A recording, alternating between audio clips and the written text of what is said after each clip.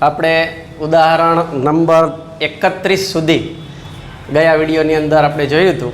હવે આપણે ઉદાહરણ નંબર 32 આજે જોવાનું છે, જે પેજ નંબર 105 તમારી ટેક્સ્ટ બુકમાં છે. તો એના ઉપર આપણે કોન્સન્ટ્રેટ કરી અત્યારે હું એ વાંચું છું. પહેલાં બે જુદા જુદા વિષયોના વિદ્યાર્થીઓની ક્ષમતા વચ્ચેનો સંબંધ જાણવા માટે એક શાળાના બાળકો એમાંથી 7 વિદ્યાર્થીઓનો એક નિદર્શ લેવામાં આવે છે. અહીંયા તમને નિદર્શની સંખ્યા n બરાબર 7 આપી દેવામાં આવી છે. હવે આગળ 7 વિદ્યાર્થીઓએ 2 વિષયોમાં મેળવેલા ગુણની માહિતી પરથી ક્રમોના તફાવતના વર્ગોનો સરવાળો, તમને એના ક્રમનો તફાવત એટલે ડી એના વર્ગોનો સરવાળો, ક્રમના તફાવતના વર્ગોનો સરવાળો એટલે કે સિગ્મા ડી સ્ક્વેર આપી દીધો છે. સિગ્મા ડી સ્ક્વેર આપ્યો છે 25.5 સિગ્મા ડી સ્ક્વેર તમને આપી દીધો છે.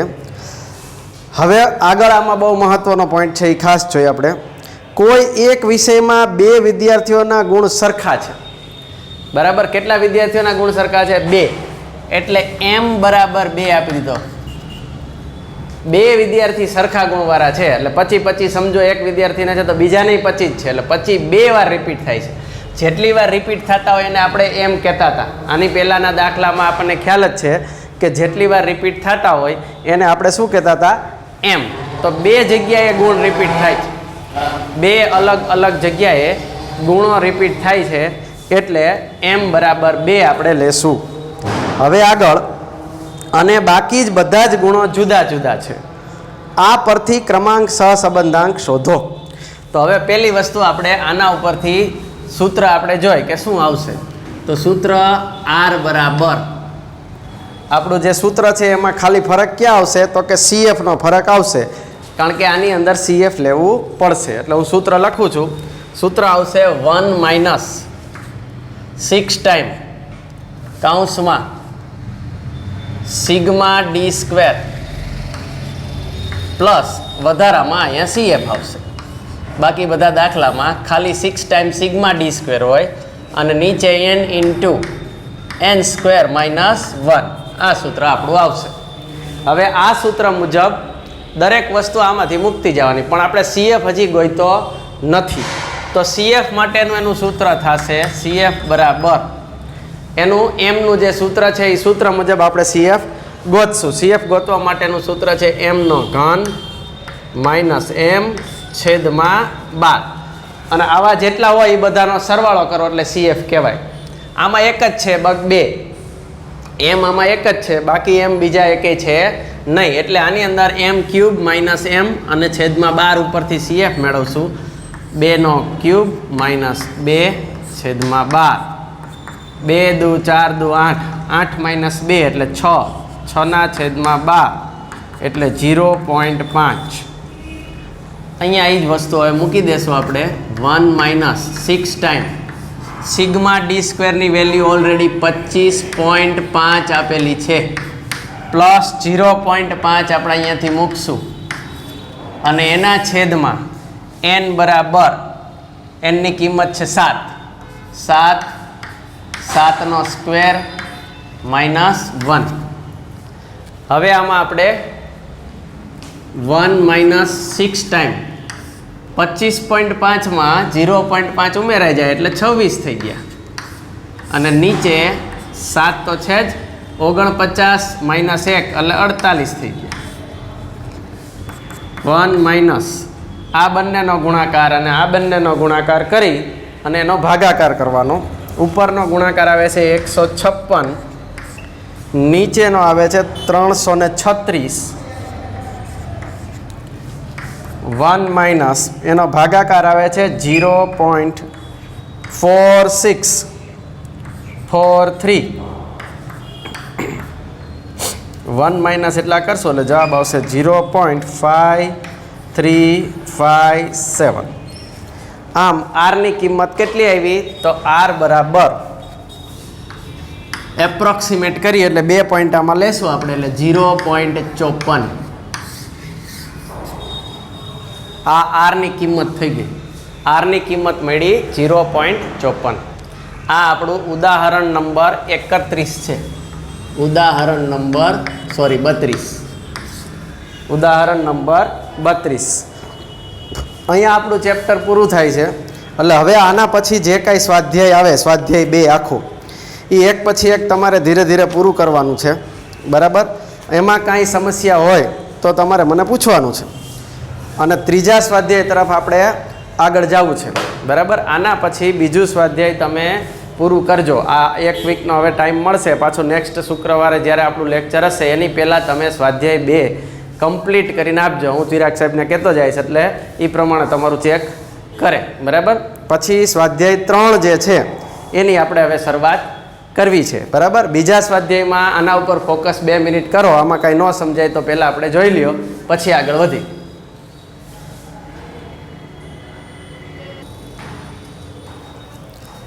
ચાલો, આમાં કાંઈ તમને સમસ્યા હોય તો તમે મને કહી શકો છો. હવે આપણે ત્રીજા ચેપ્ટર તરફ આગળ જવું છે.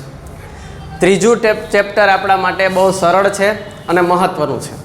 આમ બીજા ચેપ્ટરની સાથે ત્રીજું ચેપ્ટર રિલેટેડ છે, એટલે આપણે થોડું એને સારી રીતે સમજવાનો પ્રયત્ન કરીએ કે એની અંદર કેવી રીતના દાખલાઓ થશે. બરાબર? બીજા ચેપ્ટરના જે આપણા સૂત્રો છે સેમ ટુ સેમ સૂત્ર ત્રીજા ચેપ્ટરમાં લાગુ પડશે. થોડું વેરિએશન ખાલી આવશે. એ વેરિએશન આપણે સમજી લઈ અને ત્રીજું ચેપ્ટર એક્ઝેક્ટ કેવા શું માગે છે એ થોડું આપણે સમજી લઈએ એટલે આપણને ધ્યાનમાં આવે. અત્યાર સુધી આપણે આર ગોતવાનો પ્રયત્ન કર્યો. શું ગોતવાનો પ્રયત્ન કર્યો? આર ગોતવાનો પ્રયત્ન કર્યો. અને આર માટેના આપણી પાસે ઘણા બધા સૂત્રો હતા. હું એક પછી એક સૂત્ર અહીંયા લખી અને તમને સમજાવવાનો પ્રયત્ન કરું છું કે આટલા સૂત્રો આપણે આર માટે વાપર્યા હતા. તમારે જોવા હોય તો પેજ નંબર 107 ઉપર સૂત્રોની યાદી છે. એમાં વિવિધ સૂત્રો આપેલા છે. આર બરાબર કોવેરિએશન XY છેદમાં SX અને SY.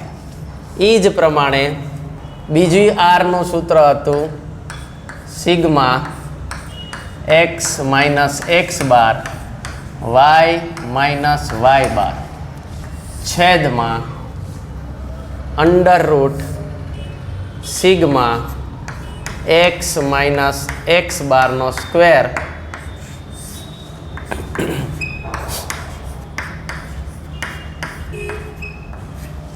ત્રીજું સૂત્ર આ મુજબ હતું.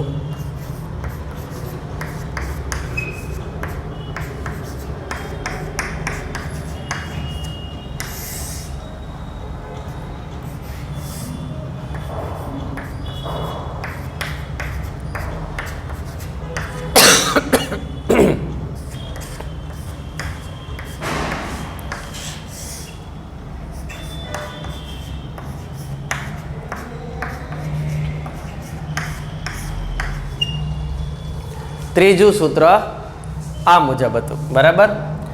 ચોથું સૂત્ર જે છે એમાં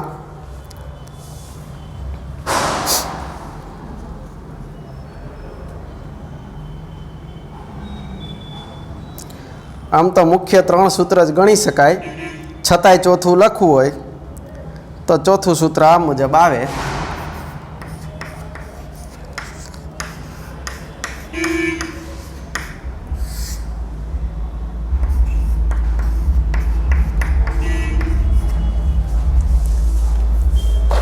અત્યાર સુધીના ચેપ્ટરમાં, બીજા ચેપ્ટરમાં આપણે આર શોધતા શીખાતા. હવે આપણે આરની આગળ જવું છે. હવે આર એટલે શું હતું એક્ઝેક્ટ?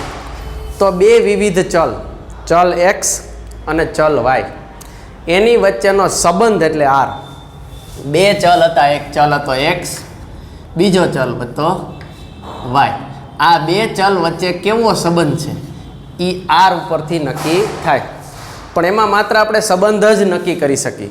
સંબંધ ઉપરથી એક્સની વેલ્યુ આપી હોય તો વાયની વેલ્યુ ન ગોતી શકાય, અથવા વાયની વેલ્યુ આપી હોય તો એક્સની વેલ્યુ ન ગોતી શકાય. એવું કરવું હોય તો એના માટે આપણી પાસે એનું સૂત્ર જોઈએ.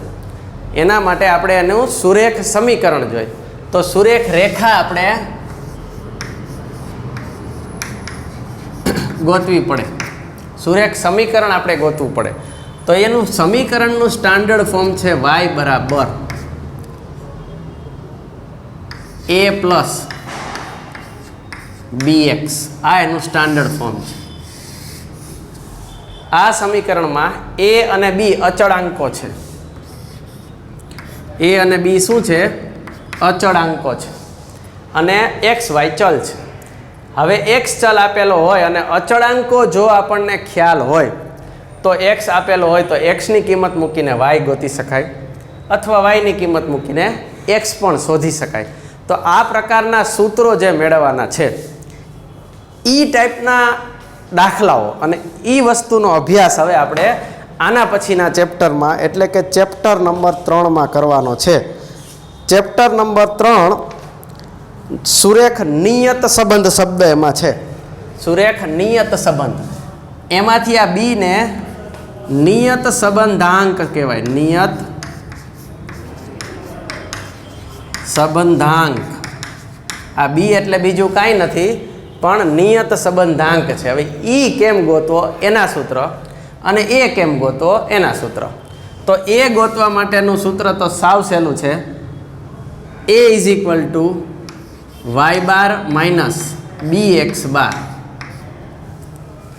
એટલે જો તમને x બાર અને y બાર ખબર હોય અને b ખબર હોય તો એ મળી જાય. એટલે એ ગોતવા માટે તમારે ફરજિયાત b ગોતવો પડે. હવે બી ગોતવાના સૂત્ર કેવી રીતે લેવા એ આપણે જોવું છે. સરખું સમજી લેજો. આપણે અહીંયા જે અત્યારે શીખવાના છે આ સુરેખ સમીકરણ છે અથવા સુરેખ રેખા છે. સુરેખા સમીકરણ જે શબ્દ વાપરો એ સમીકરણની અંદર જે x સાથેનો અચળાંક છે બી એને નિયત સંબંધાંક કહેવાય. અને એ જે છે એ ઇન્ટરસેપ્ટ, એને ઇંગ્લિશમાં ઇન્ટરસેપ્ટ કહેવામાં આવે છે. એને જેના માટે શબ્દ એ માટે વપરાય છે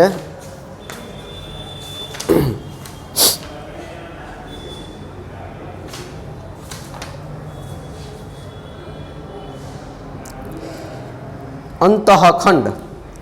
એ માટે શું શબ્દ વપરાય છે? અંતઃખંડ. અને અંતઃખંડ કહેવાય. ઇંગ્લિશમાં ઇન્ટરસેપ્ટ કહેવાય, ગુજરાતીમાં અંતઃખંડ કહેવાય.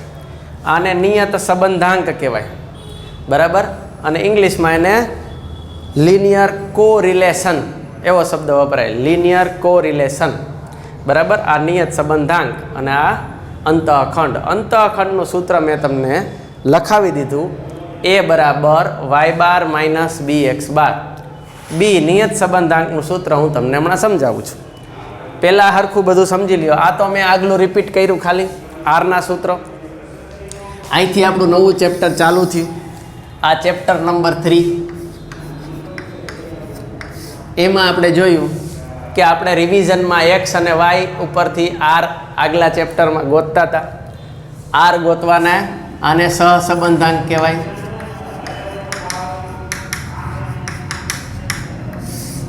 હવે આપણે ગોતવું છે વન સ્ટેપ અહેડ છે એટલે નિયત સંબંધાંક ગોતવું છે. તો નિયત સંબંધાંક ગોતવા માટેનું મેં તમને અહીંયા સૂત્ર લખીને આપ્યું. નિયત સંબંધાંક આવી રીતે ગોતાય. આ એનું સુરેખ સમીકરણ. આને નિયત સંબંધાંક કહેવાય, આને અંતઃખંડ કહેવાય. એ બે શોધી અને એને આપણે આમાં પાછા મૂકવાના હોય. એટલે આદર્શ રીતે આનું જે સૂત્ર થાય એ કેવું થશે તો સમજો આ પ્રકારનું કંઈક થાય. a બરાબર 3 માઇનસ કે પ્લસ જે ગણો અને 0.15x આવું. એટલે આ શું છે તો કે બી, આ શું છે તો કે એ. હવે એ ને બીની વેલ્યુ દર વખતે દાખલે બદલે, બાકી સૂત્ર આમનામ જ રહે. y બરાબર 3, 0.15 કે જે કાંઈ અહીંયા આવે એ, અહીંયા જે કાંઈ આવે એ અને x. મૂળ વસ્તુ આ એ અને બીની કિંમતો આપણે આમાંથી ગોતી અને અહીંયા મૂકી દેવાની પાછી આમાં, એટલે આપણને સમીકરણ મળી જાય. તો એ સમીકરણ ઉપરથી હવે આપણે આગળનો દાખલો વિચારવાનો છે. ચાલો આગળ જોઈએ હવે આમાં શું કરવું એ. બરાબર.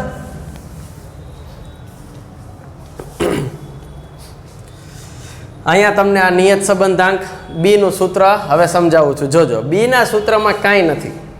આરનું સૂત્ર એ જ બીનું સૂત્ર છે, ખાલી થોડોક જ ફરક. બીના સૂત્રમાં આરના સૂત્રમાં જે નીચેનો ભાગ હોય ને એમાંથી વાય વાળો ભાગ કાઢી અને એક્સ વાળો ભાગ ડબલ કરી દેવાનો. જો હું ફરીથી બોલું છું, આરના સૂત્રમાં એક્સ અને વાય બે ભાગ હોય નીચે, એમાંથી એક્સ વાળો ભાગ છે ને એને ડબલ કરી દેવાનો અને વાય વાળા ભાગને કાઢી નાખવાનો. આમાંથી ને આમાંથી મારે બી વાળું સૂત્ર કરવું હોય તો હું અહીંયા બી વાળું સૂત્ર કરું છું. જોજો તમે પહેલા સૂત્રને આધારે બી વાળું સૂત્ર, આ પહેલું સૂત્ર આરનું એવું જ આ પહેલું સૂત્ર બીનું. તો કેવી રીતે થાય? તો કોવેરિએશન એક્સ વાય છેદમાં એસ એક્સ, અને એસ વાય હતો ને નીકળી ગયો, એને બદલે એસ એક્સનો સ્ક્વેર થઈ ગયો. બસ આ એસ એક્સ આખાઈનો સ્ક્વેર, પતી ગયું. આ થઈ ગયું બીનું સૂત્ર. બરાબર. શું થઈ ગયું? કોવેરિયસ ઉપર હોય એનું એ બધુંય રાખવાનું, નીચે એ બધુંય રાખવાનું, પણ માત્ર વાય વાળો ભાગ કાઢી નાખવાનો અને એક્સ વાળો જે ભાગ હોય ને એનો વર્ગ કરી દેવાનો. એક્સ વાળા ભાગનો શું કરી દેવાનો? વર્ગ કરી દેવાનો, અને વાય વાળો ભાગ કાઢી નાખવાનો. એટલે આરમાંથી બી થઈ ગયો. હવે આ બીજા સૂત્ર મુજબ આપણે જવું છે, તો એમાં બી શું થાય એ જોઈએ. આ છે બીજું સૂત્ર.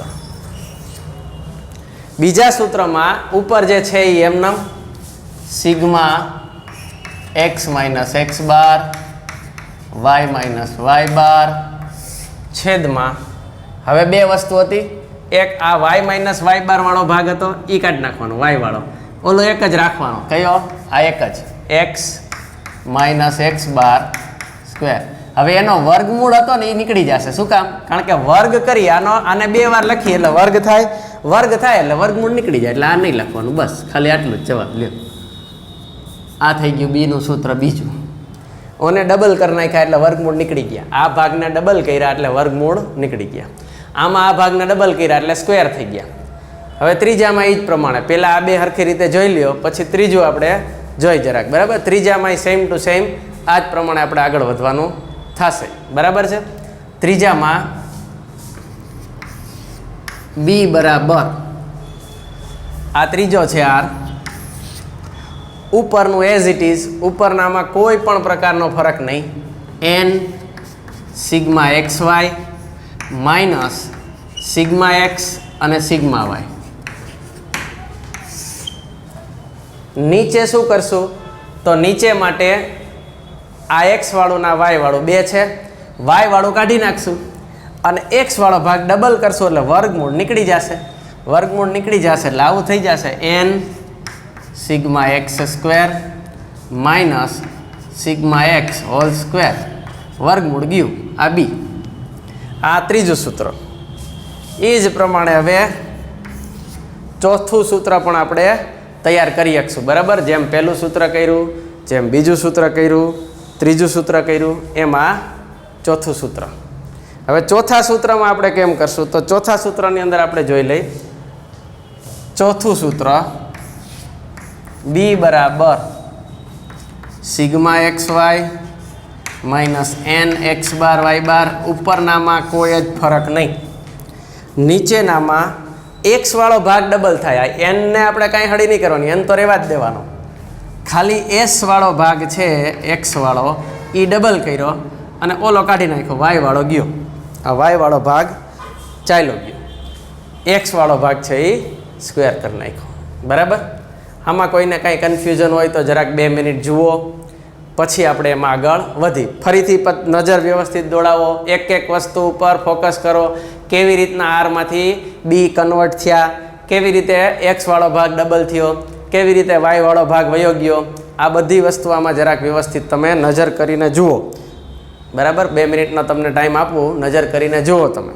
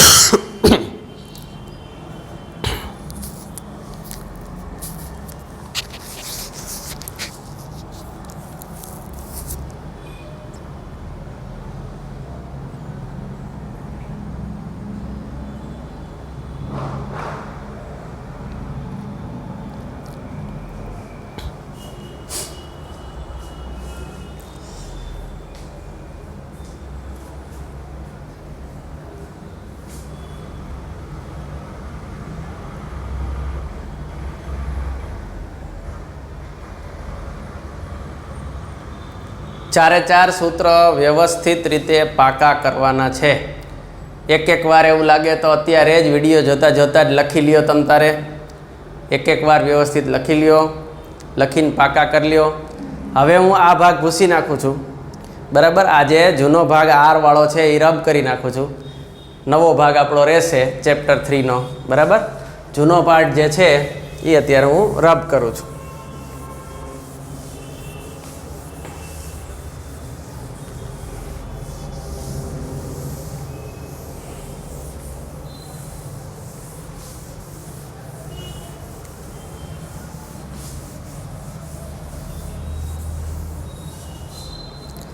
ફરીથી એક વખત આ ચેપ્ટરનું નામ છે સુરેખ નિયત સંબંધ.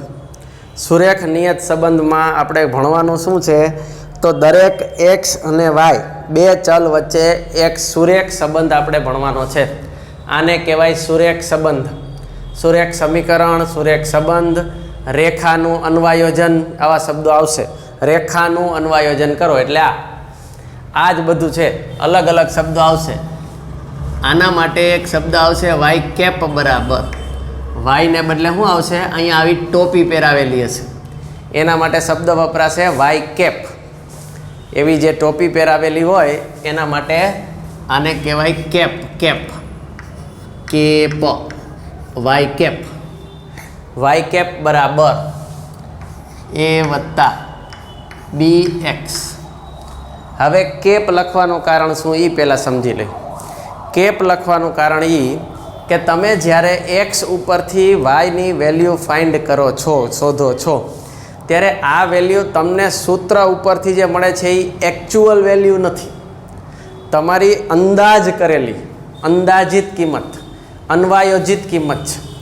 તમે ધારણ કરેલી કે તમે વિચારેલી કે આવું થશે, એવું જ થાય વાસ્તવિક એવું જરૂરી નથી. કારણ કે વાસ્તવિકતા માટે ઘણા બધા કારણો હોય, જ્યારે આપણી ધારણામાં ઘણા બધા કારણો અલગ હોય.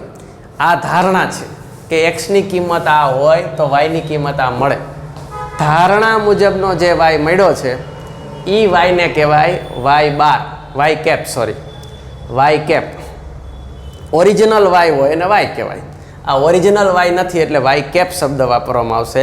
આને કહેવામાં આવે છે સુરેખ સંબંધ.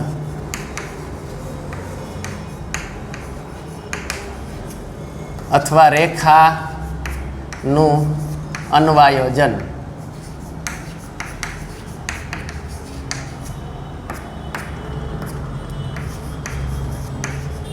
સુરેખ સમીકરણ. ઘણા બધા શબ્દો આના માટે વપરાય છે. બધી વસ્તુ આની આ. હવે એક્સ અને વાય આપ્યો હોય છે ત્યારે આ ગોતવા માટે આપણે એ ને બી ગોતવા પડશે. એ ગોતવા માટે આ સૂત્ર છે, એમાં એક્સ બાર ને વાય બાર આપણે ગોતવા પડશે, પછી મળશે આ. બી એ ગોતવા પડશે, પછી મળશે આ. બી ગોતવા માટે આ સૂત્ર છે. આ કેમ ગોતવા એ તો આપણે આગલા ચેપ્ટરમાં શીખ્યા જ છીએ કે એક્સ વાયની લાઈન આપી હોય તો એના ઉપરથી બધાય જે કાંઈ જરૂર પડે એ પ્રમાણે અમારે ગણતરી કરી અને બી ગોતવાના આવશે. તો આ પ્રકારના દાખલાઓ હવે આપણે કરવાના આવશે. હજી બીનું એક નાનકડું બીજું સૂત્ર છે જે આર આધારિત છે. બી બરાબર આર ગુણ્યા એસ વાયના છેદમાં એસ એક્સ. આ એટલે યાદ રાખજો કારણ કે ટૂંકા પ્રશ્નમાં ડાયરેક્ટ બી ગોતવા માટેનું આ એક સૂત્ર ખૂબ પૂછાય છે. આર તમને તૈયાર આપી દીધો હોય, બીજી ડિટેલ કાંઈ ગોતવાની ન હોય. આર તૈયાર આપ્યો હોય, એસ એક્સ તૈયાર આપ્યો હોય, એસ વાય તૈયાર આપ્યો હોય અને એમ કીધું હોય કે નિયત સંબંધાંક શોધો, તો આ સૂત્ર આવે. આ નિયત સંબંધાંક કહેવાય. સહસંબંધાંક આટલો છે એમ આપી દઈએ, પછી વિચરણ એક્સનું પ્રમાણિત વિચલન આટલું, વાયનું પ્રમાણિત વિચલન આટલું, એ બે આપી દઈએ અને નિયત સંબંધાંક ગોતવાનો કહીએ તો આના ઉપરથી સીધો નિયત સંબંધાંક મળી જાય. આ ચેપ્ટરમાં મેઇન આટલું છે. આ 70% ભાગમાં આ આવશે. પછીના જે 30% ભાગ છે એમાં નિશ્ચાયકતાનો આંક એવો એક ટોપિક છે. નિશ્ચાયકતાનો આંક.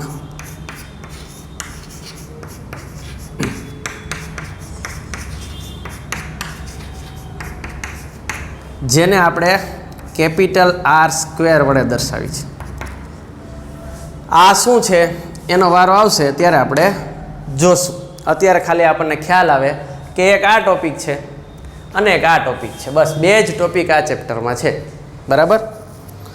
બાકી નાના મોટા MCQ ને નાના મોટા પ્રશ્નો આવશે ત્યારે એક એક વસ્તુ આપણે જોતા જઈશું. પણ અત્યારે ખાસ ધ્યાન રાખી આ સૂત્રનો ઉપયોગ, આ બી, આ સુરેખા, એ એટલે અંતઃખંડ. કારણ કે ઘણીવાર આ લોકો MCQમાં પૂછે કે અંતઃખંડ શોધો, તો આપણને ખબર જ ન હોય કે અંતઃખંડ એટલે શું. એ તો કેમ શોધવું?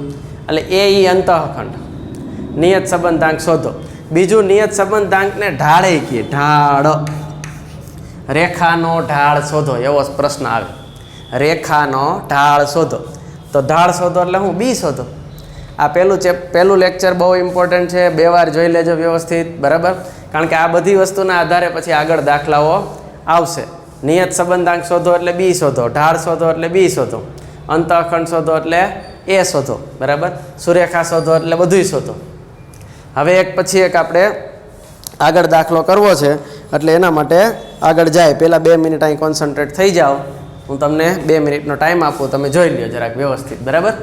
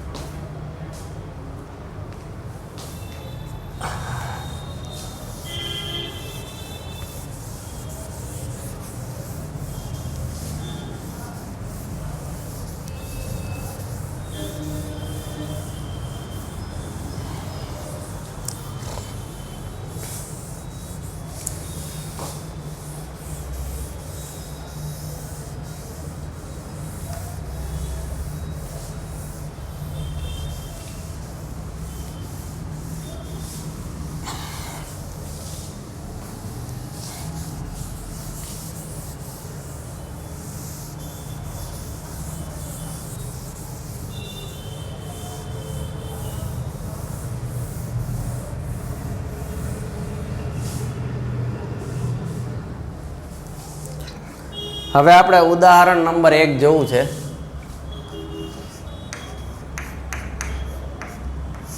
પહેલા ઉદાહરણની અંદર આપણને કોઈ ચોક્કસ કંપનીની એક મોડેલની કારનું આયુષ્ય અને તેના સરેરાશ વાર્ષિક નિભાવ ખર્ચ વિશે નીચે મુજબ માહિતી આપી છે. એમાં આયુષ્ય X છે અને નિભાવ ખર્ચ Y છે. 2, 4, 6, 8, 10, 20, 25 અને 30. સૌથી પહેલું આપણે શું કરવું પડે? આ સુરેખ સંબંધની વચ્ચે ગોતવો છે. તો એના માટે સૌથી પહેલાં બીમાં જેટલું જરૂરી છે એટલું ગોતવું પડે. બીમાં કેટલું જરૂરી છે? તો કે XYનો ગુણાકાર જરૂરી છે. તો XYનો ગુણાકાર કરી લે. પછી Xનો સરવાળો જરૂરી છે, એ કરી લે. વાયનો સરવાળો જરૂરી છે, એ કરી લે. X² સરવાળો જરૂરી, એટલે X² કરી લઈ, પછી એનો સરવાળો કરી લે. બધું આવી રીતે ગોઠવી લઈ. XY 20,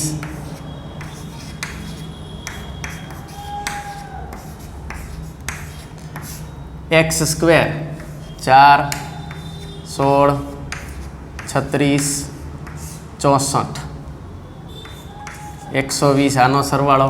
બધાનો સરવાળો એક પછી એક આપણે મૂકી દઈએ. આનો 490, આનો 85 અને આનો 20. બધાનો સરવાળો કરીને મૂકી દીધો. હવે આમાં આપણે એની જરૂર છે તો એમાં મૂકી દઈએ આપણે. n કેટલા આપેલા તો ગણી લેવાના. 1, 2, 3 અને 4. n કેટલા આપ્યા છે? 4. સિગ્મા XY કેટલા આપ્યા છે? 490 માઇનસ સિગ્મા X કેટલા આપ્યા છે? 20. સિગ્મા Y કેટલા આપ્યા છે? 85. નીચે n X² एक्स स्क्वेर आ रहा एन तो 4 है ज 120 माइनस एक्स नो स्क्वेर सिग्मा एक्स केटला है 20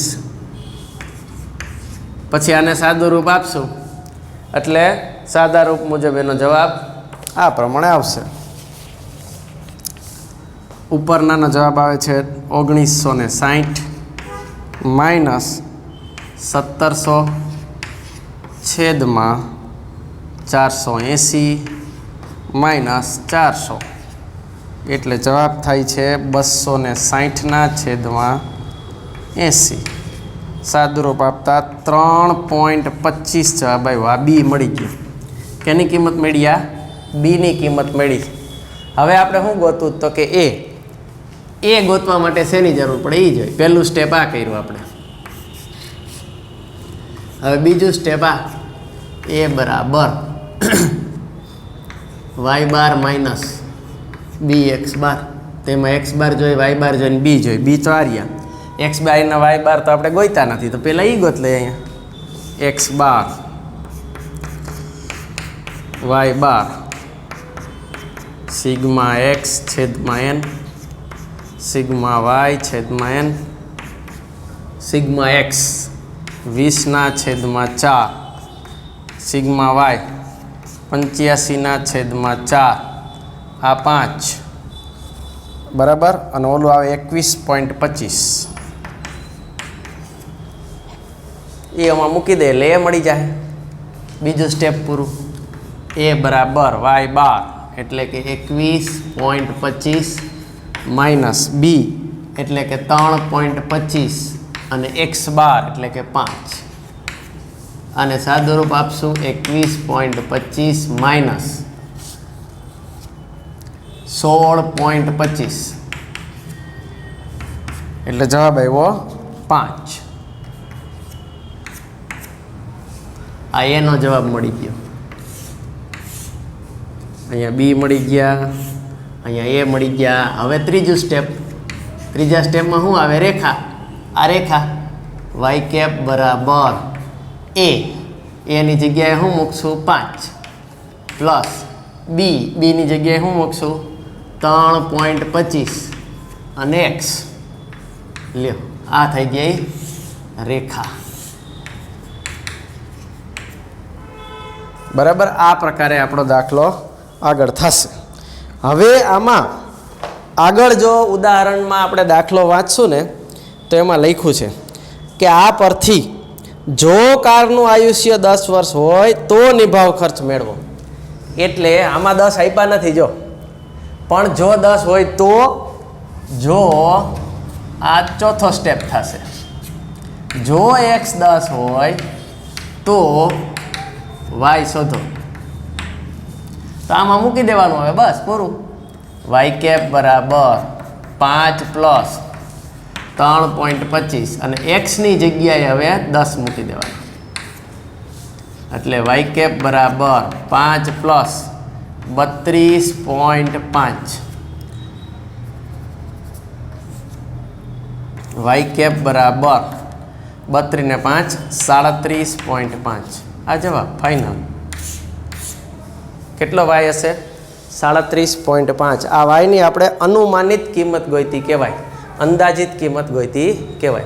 आम आटला स्टेप में जाशे। आ 0 स्टेप शरूआतनो एकदम एक्स बार ने वाय बार गोतवानो पछी पहेलो स्टेप बी गोतवानो बीजो स्टेप ए गोतवानो पछी त्रीजो स्टेप आ सूत्र मूकीने वाय रेखा गोती लेवानी चौथो स्टेप एक्स आप्यो एना उपरथी वाय गोती लेवानो। આવી રીતના પ્રત્યેકની અંદર દાખલા થશે। આ દાખલો વ્યવસ્થિત જોવો સમજવાનો પ્રયત્ન કરો। કાંઈ ન સમજાય તો તમે મને પૂછી શકશો બરાબર। પછી આપણે આગળ જાય આટલું કરો બરાબર।